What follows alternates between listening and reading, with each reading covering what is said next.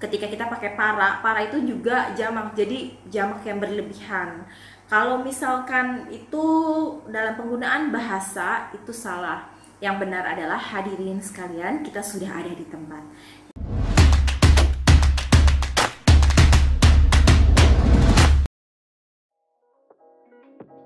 Assalamualaikum warahmatullahi wabarakatuh. Halo, aku Anita. Welcome to my YouTube channel. Dan sebelum kita lanjut videonya, aku minta tolong untuk subscribe video aku agar aku semangat selalu. Jangan lupa subscribe ya, dan klik lonceng yang ada notifikasinya. Oke guys, untuk tema kali ini aku akan bahas tentang hal-hal yang perlu diperhatikan sebagai pembawa acara. Oke, yang pertama itu berbusana yang tepat. Nah, berbusana yang tepat buat teman-teman sebagai orator, khususnya pembawa acara ya, karena kita judulnya hal-hal yang perlu diperhatikan sebagai MC. Nah, atau pembawa acara, itu kita harus mengetahui acaranya kapan dan tema acaranya. Jadi tema acaranya misalkan acara formal kah, acara non formal kah, atau berbusananya yang seperti apa. Nah, kita harus mengetahui dulu nih. Kita harus koordinasi dulu dengan pihak WO-nya atau pihak IO-nya atau pihak penyelenggara acara seperti itu. Jadi jangan sampai ketika kamu datang di acara yang formal tetapi kamu berbusana acara non formal gitu, ataupun sebaliknya gitu. Nah, yang kedua, bersuara yang baik. Nah, bersuara yang baik itu seperti apa sih? Nah, biasanya seorang MC itu kita harus berirama. Tapi bukannya kita berirama nyanyi ya. Jadi maksudnya MC atau pembawa acara harus bersuara yang baik. Jadi kita memang harus ada irama atau nada-nada. Nada-nadanya bukan seperti kita bernyanyi, melainkan untuk seorang MC itu ketika membawain acara tidak datar. Misalkan, kalau kita suaranya datar seperti ini nih.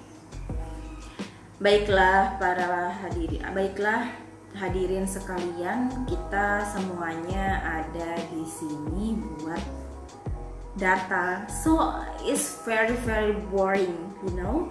Nah, kalau misalnya kita menjadi pembawa acara dan kita membawai acara itu sangat membosankan, bagaimana dengan hadirinnya? Pasti sudah langsung get out. Nah, ini dia. Jadi sebagai pembawa acara kita harus bisa mengatur suara yang baik. Nah, suara yang baik itu seperti apa sih? Kita harus ada tekanan atau nada-nada penekanan kata yang harus kita tekan. Misalkan, mari teman-teman semua kita rayakan, hari ini adalah acara ulang tahun dari Sonia. Nah, itu dia penekanan kata-kata yang harus ditekan dan mana kata-kata yang suaranya rendah ataupun suara tinggi. Nah, itu kita harus bisa mengatur kata-kata yang harus ditekan ataupun tidak ditekan, kata-kata tinggi dan kata-kata yang rendah, seperti itu. Nah, itu gunanya kita harus bisa menjelaskan, misalkan kata-kata itu kalau di teks pembawa acara tuh biasanya ada titik, ada koma, seperti itu. Nah, kalau koma itu kan kita diam sejenak hanya 1 detik. Oke? Nah, itu 1 detik itu tandanya itu koma. Kalau titik itu dikasih waktu untuk berdiam atau mengatur nafas kita 2 detik. Baiklah, nah seperti itu. Oke, yang ketiga, menggunakan bahasa yang baik dan benar. Nah, bedanya apa sih dengan suara yang baik dan benar? Bedanya sebenarnya hampir sama, cuman kalau bersuara yang baik itu sebenarnya kita dilihat dari irama, nada-nada, kata-kata kita sendiri ya.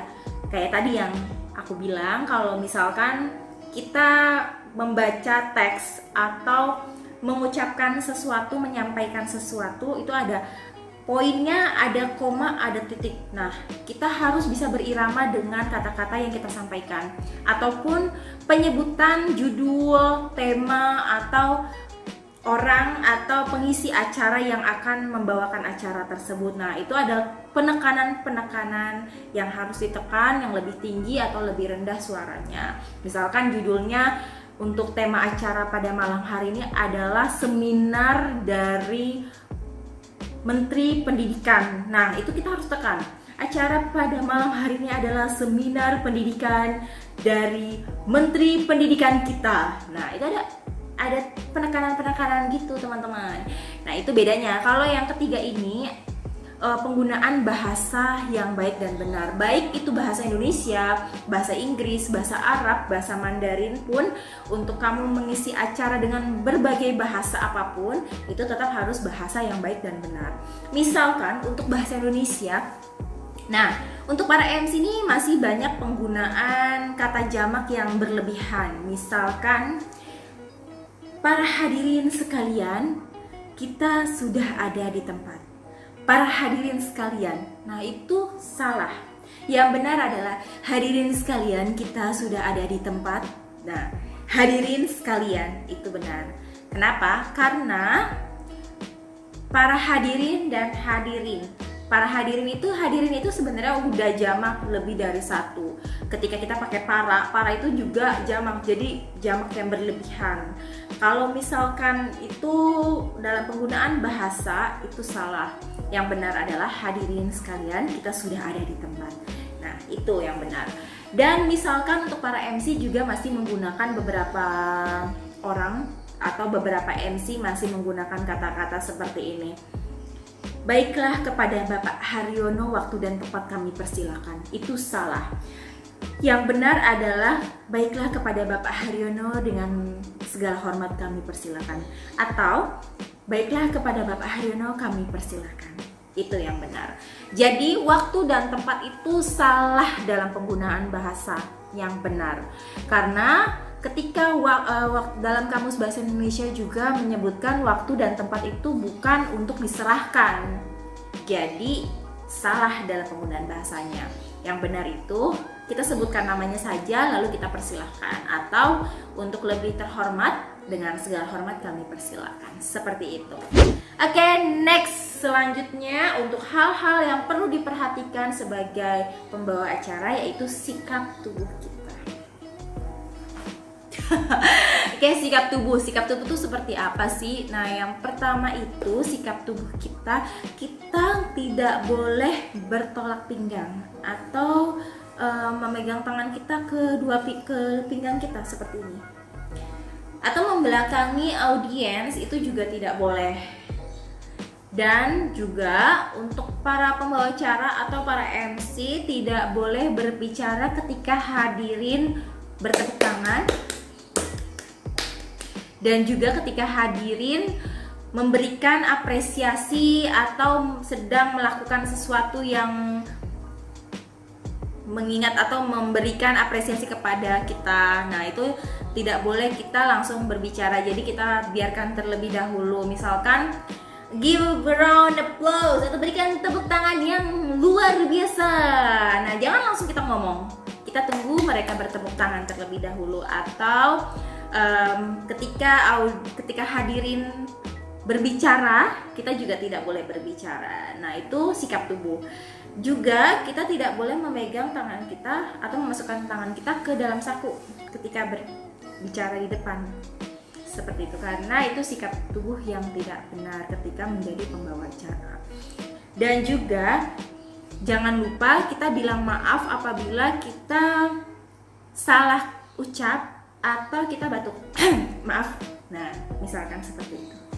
Oke guys, mungkin itu aja tema kali ini dan tips dari aku tentunya untuk hal-hal yang perlu diperhatikan menjadi pembawa acara. Semoga bermanfaat dan jangan lupa kalau misalnya suka dengan video ini, like, komen, dan share ya jika bermanfaat. Dan jangan lupa subscribe biar aku semangat untuk bikin videonya. Thank you guys. Sampai ketemu lagi di video-video berikutnya, karena aku akan share hal-hal yang bermanfaat seputar public speaking, tentang sharing apapun yang pengen teman-teman sharingin. Langsung komentar aja kira-kira sharing apa ya. Oke guys, itu aja.